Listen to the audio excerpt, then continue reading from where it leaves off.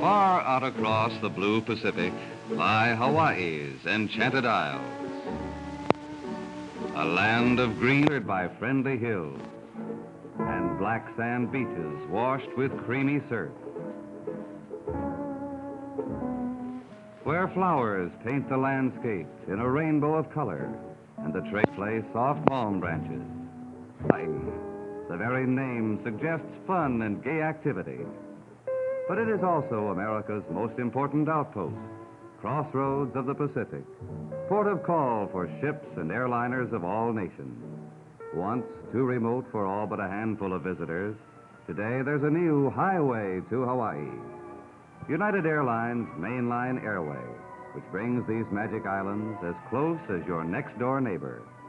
From 75 mainland cities, United's DC-6 mainliners converge on California, the real starting point of your Hawaiian holiday. As flight time nears, the passengers gather in United's Hawaii room. There, over a cup of coffee or pineapple juice, you exchange goodbyes with friends or look over a cutaway model of the great 55-passenger plane you'll soon be boarding, United's double-decked mainliner Stratocruiser. You observe its spacious luxury, the flight deck, the forward compartment with berths for four, large dressing rooms, main passenger cabin, galley, and spiral staircase to the lower deck lounge, rear cabin and private stateroom. In a few moments comes the welcome announcement that the plane is ready for departure and you're Honolulu bound. The captain gives the ready signal to the ground crew. The four 3,500 horsepower engines are started, and the Stratocruiser moves majestically away from the gate, dwarfing the terminal buildings and the waving crowd. Fully loaded at 70 tons, the plane climbs into the air, soaring over the city, the green hills, and the white strip of beach which marks the shore. Ahead are the blue waters of the Pacific, whose long swells become mere ripples below as the plane reaches its cruising altitude and levels off in the smooth upper air. Inside the quiet cabin, the air is pressurized to sea-level comfort, and there's almost no feeling of motion. The stroll about spaciousness of the mainliner Stratocruiser invites a leisurely look around. Back through the main passenger cabin, with its soft reclining seats and big picture windows.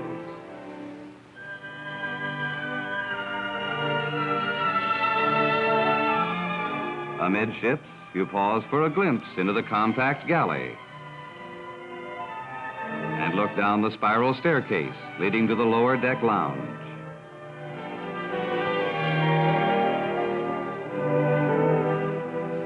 Almost before you realize it, mealtime has arrived.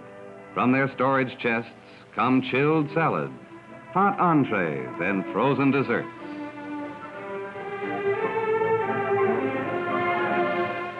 Which are served by the stewardess on individual tables set up for each passenger. Yes, meals aboard the mainliner Stratocruiser are one of the real highlights of your Pacific crossing. Just aft of the rear cabin is a luxuriously appointed private stateroom decorated in rose and gray. Here one may enjoy complete privacy throughout the journey, and on overnight flights, the restful comfort of two full-sized berths.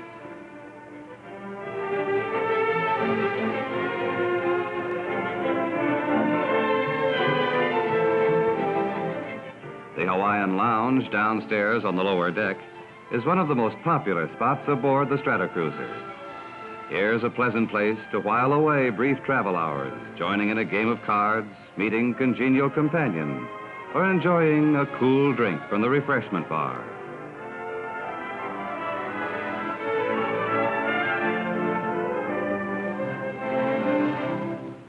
Forward on the flight deck is the competent crew which guides the mainliner.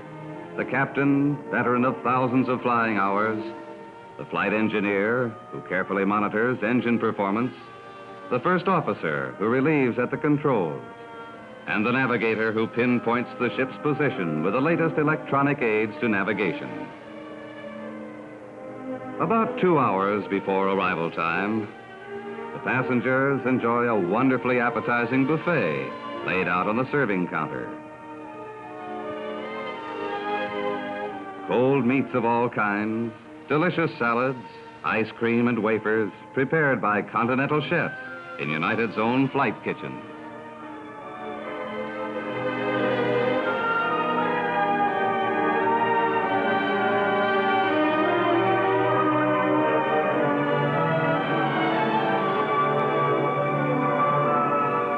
The captain announces over the public address system that land has been sighted, and the passengers look out eagerly for the first view of Diamond Head.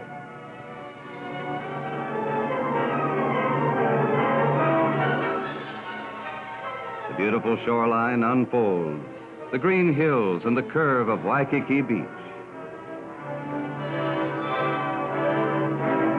The city of Honolulu itself, a fair haven indeed, as your mainliner Stratocruiser settles down for a graceful landing a few hours from the mainland.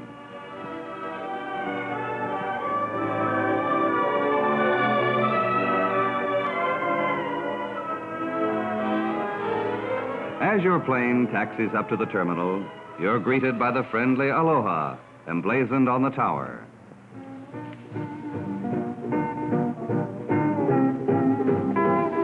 And by leis of fresh flowers, together with music and native dances, which are part of a traditional Hawaiian welcome.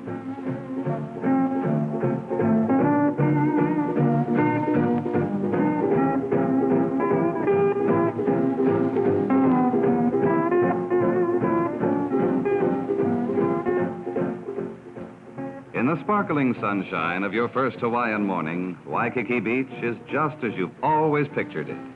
There's the Royal Hawaiian Hotel and the famous Outrigger Canoe Club, where a crew of stalwart beach boys takes us for a sightseeing trip along this crescent of white sand, curved like a pleasant smile between Diamond Head and downtown Honolulu.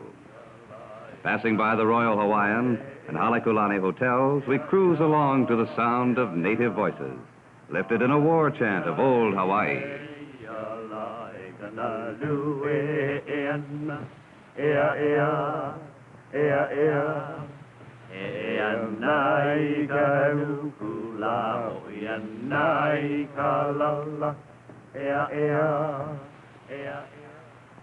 Far out to sea, great rollers are forming, and poised on their snowy crests are the surf riders. The beach boys cry, "Kainalu Nui," big waves, and the beach springs into a whirl of activity. Surfboards and canoes are swiftly launched, some by novices at this ancient art. Others manned by crews of professional beach boys. Smooth teamwork enables them to keep the heavy canoe poised on the wave crest as it leaps toward shore in a cloud of flying spray.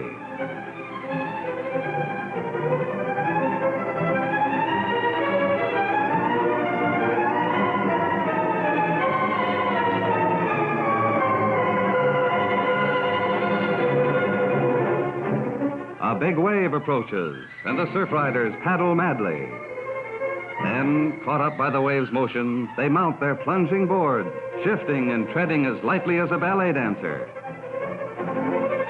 Look, there's a couple doing a shoulder mount, and another riding double, all the while plunging through boiling surf at 30 miles an hour.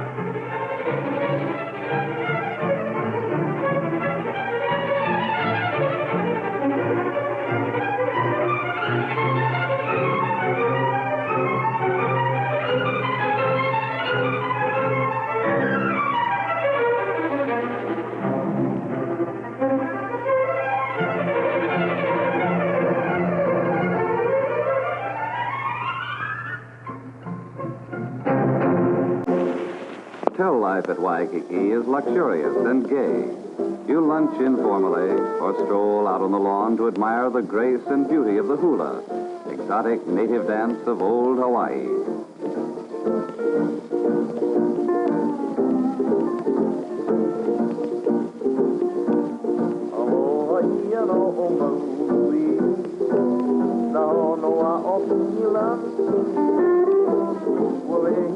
pua Roselandia, e pua ala ona ona.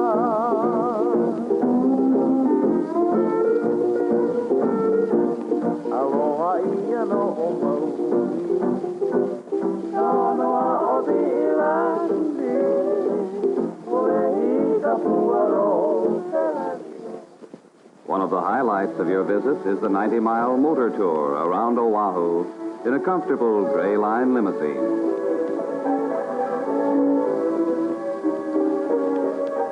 Stopping frequently at various points of interest en route, such as the upside-down falls, whose waters are blown upwards by the wind.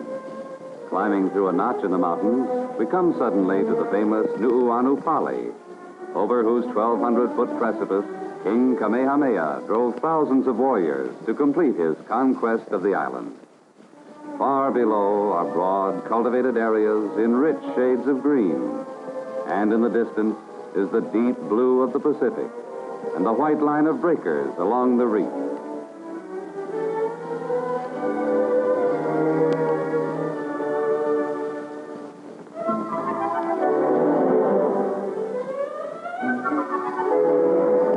The steep Pali Road descends by a series of switchbacks to a region of lush tropical growth. Honolulu, on the other side of the mountain, seems far away as you enter a new world of quiet beauty, a land of small farms and quaint villages where every acre is richly productive. Tropical fruits grow here, such as bananas and papayas, which soon become your favorite breakfast delicacy. And always in view is the restless ocean, lapping gently against sheltered beaches, or crashing down in booming thunder on the shore. Honolulu is rich in history. Here's Iolani Palace, and the judicial building dating from the time of the monarchy, with its bronze statue of Kamehameha the Great, who unified the islands and founded the Hawaiian Kingdom. The glory of these ancient days is commemorated during the colorful ceremonies of Aloha Week, held in October each year. Highlight of these ceremonies is a stately makahiki pageant, reenacting the ancient Hawaiian festival of Thanksgiving and blessing of the crops. The beautiful costumes are faithful reproductions of the priceless originals which are preserved in the Bishop Museum. The makahiki was a 23-day celebration given over to feasting and dancing.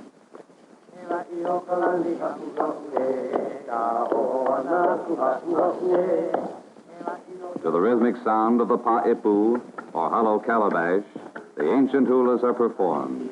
The ilili, in which the dancers click smooth stones like castanets, and the kala'au, or stick hula.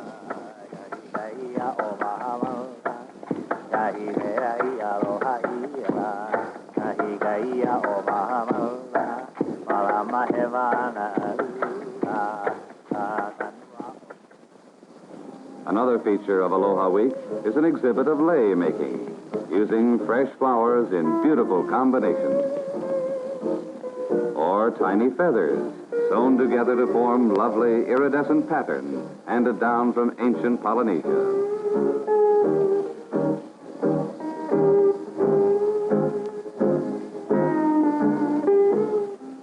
Many Hawaiian luau's, or native feasts, are given during this celebration. A young pig is ceremoniously laid in its bed of red-hot stones and roasted to tender perfection. Fingers take the place of forks, even in the poi bowl. Poi, made from taro root, is an acquired taste and greatly relished by natives and the real kamainas, or old-timers. Honolulu is a modern American city. This is Bishop Street, financial and business center, and this is the imposing City Hall.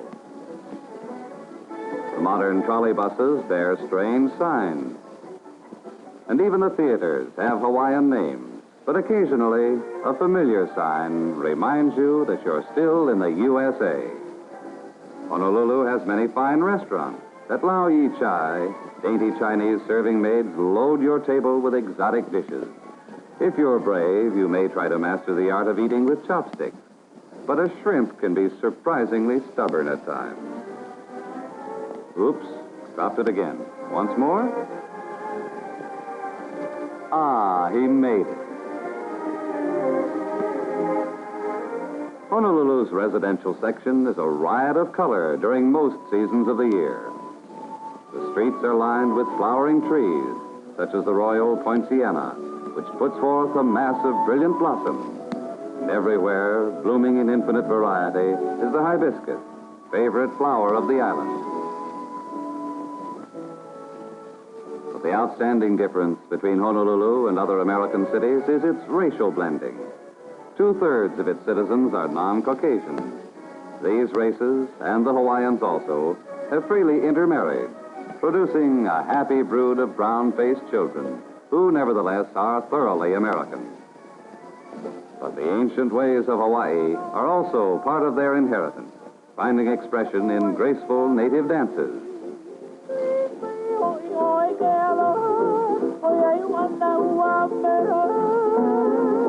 The Glee Club girls at Roosevelt High know the latest hit tunes, but they also know and love Hawaiian music.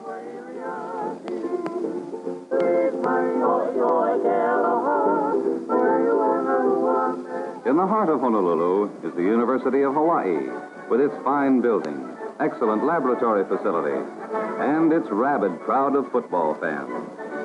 These Husky lads have played the game from childhood, usually in their bare feet. And the girls are adept in leading a long cheer for the boys in green. Over 90% of the world's pineapples are grown and packed in Hawaii. Pineapple slips are planted in double rows through long strips of tar paper, which conserve moisture and cut down weeds. 2 years later, the crop is harvested by the aid of automatic machinery and trucked to the cannery. This is the Hawaiian Pineapple Company's cannery in Honolulu, where the pineapples are conveyed to intricate machines which peel, core, and slice the ripe fruit. Trained workers then pack the perfect slices into cans, which are quickly sealed and boxed for shipment to the markets of the world. Landmark of Honolulu Harbor is the beautiful Aloha Tower, which welcomes the ships of all nations. On boat day, to the waterfront are lined with lei sellers, offering their fragile wares, which are presented to departing friends with many alohas of farewell. As the ship passes Diamond Head on its 4.5-day journey to the mainland, we turn eagerly to the next stage of our island adventure.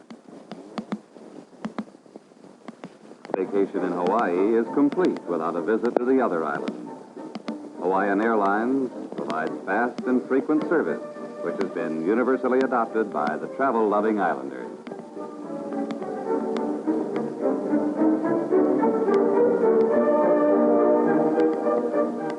Leaving Honolulu Airport, the plane heads northwestward for the brief flight to Kauai, the Garden Isle.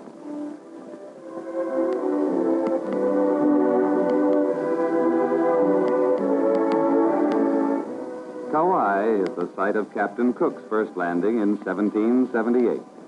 Its chief town is Lihue, and its harbor bears the delightful name of Nauwili Wili.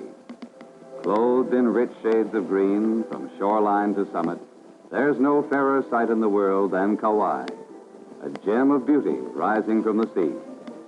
Its rugged coastline is backed by broad areas of cultivation, broken here and there by tiny sugar mill towns, and culminating in the mountain mass of Waialeale, over 5,000 feet high.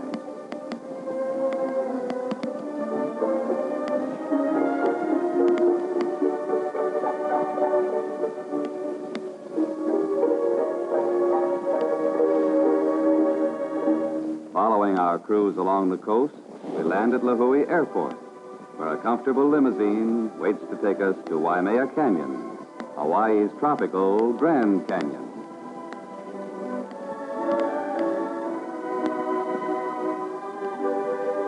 Along flower-bordered roads we climb to the canyon's brink and look down into a 3,000-foot gorge whose walls are covered with lush vegetation, broken by streams and waterfalls leaping into the depths below. The descending highway winds through vast fields of sugarcane, Hawaii's principal industry, whose annual output exceeds 1 million tons. Short lengths of cane are planted by highly specialized machines. The crop is irrigated and fertilized by scientific methods. At harvest time, the dry leaves are burned off. The succulent cane is harvested by giant push rakes and loaded into huge trucks, which carry it to grinding mills. Here, the juice is made into raw sugar and loaded aboard for further refinement on the mainland. In sharp contrast is the beautiful Hanalei section on the island's opposite side, where primitive native house, which is protected by an ingenious mechanical system. A taro patch for the daily poi.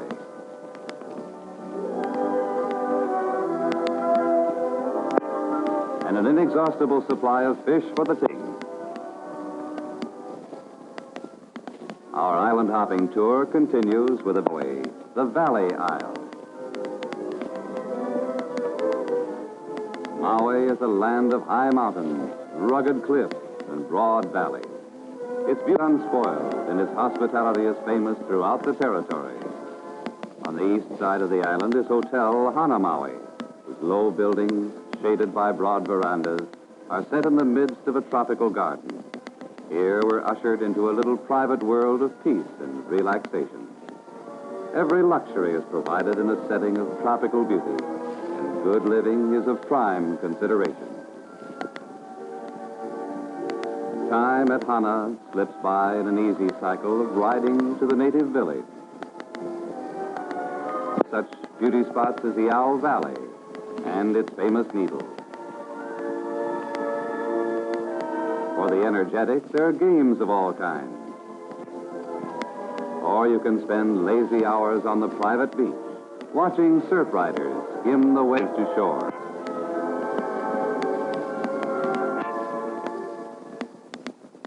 Most famous of Maui's many attractions is the 10,000-foot summit of Haleakala. This great dormant crater, largest in the world, is 21 miles in circumference. Sure-footed horses carry visitors to the floor of this great pit where they explore the lava formations, volcanic caves, and giant cinder cones. Sunrise or sunset from the crater rim is one of nature's grandest spectacles. Hawaii, referred to locally as the Big Island, is nearly twice as large as all the other islands put together. The approach to Hawaii is along the beautiful Hamakua coast. Hilo, its principal city, is about 200 miles from Honolulu. Deplaning at Hilo's modern airport, you stop to purchase leis of native orchids before taking a tour of this fascinating island, stopping to admire the view of Hilo Harbor and lofty Mauna Kea. In this tropical climate, flowers bloom everywhere. Gardens of native orchids higher than your head, and rare cultured varieties as well. Anthuriums, whose waxy blossoms are highly prized, bird of paradise flowers, and the spectacular torch ginger, aflame with color. Near the entrance of Hawaii National Park is a giant fern forest. Only a short distance from the barren desolation of Kilauea Crater, home of the fire goddess, Madame Pele. The entire area is scarred with old lava flows, leaving mysterious caves and tunnels in many places, usually inactive The volcano bursts into violent eruption at times. Flaming rivers rush down the mountainside, and gushing lava fountains do a weird fire dance across a lake of flame.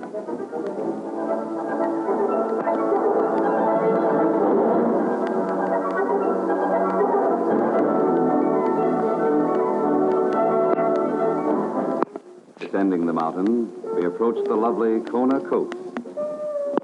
Here is Kona Inn, which soon captures your heart with its atmosphere of luxurious ease and contentment.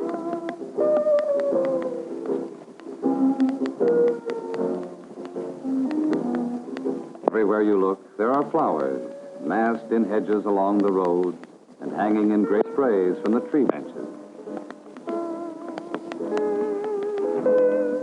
Here, too, grows the famous Kona coffee, providing an industry operated almost entirely by the native population. The simplest methods are employed in harvesting, drying, and shipping the fragrant beans, which are favored by connoisseurs for their distinctive flavor.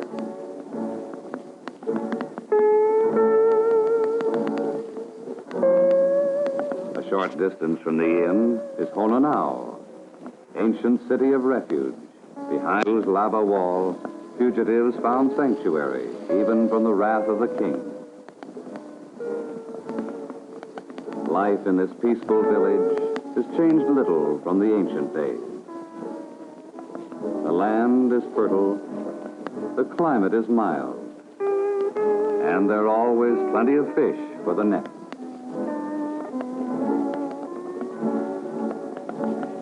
Let the Haole, white man, worry about the troubled world.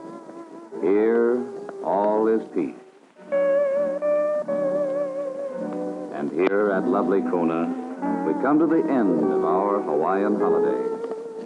A holiday filled with memories of new scenes and new adventures in this paradise of the Pacific. Thanks to the speed of the modern airliner, Hawaii is hours away from any part of the mainland, and all its wonders can now be enjoyed by travelers who can spare as little as 2 weeks for an unforgettable mainliner vacation.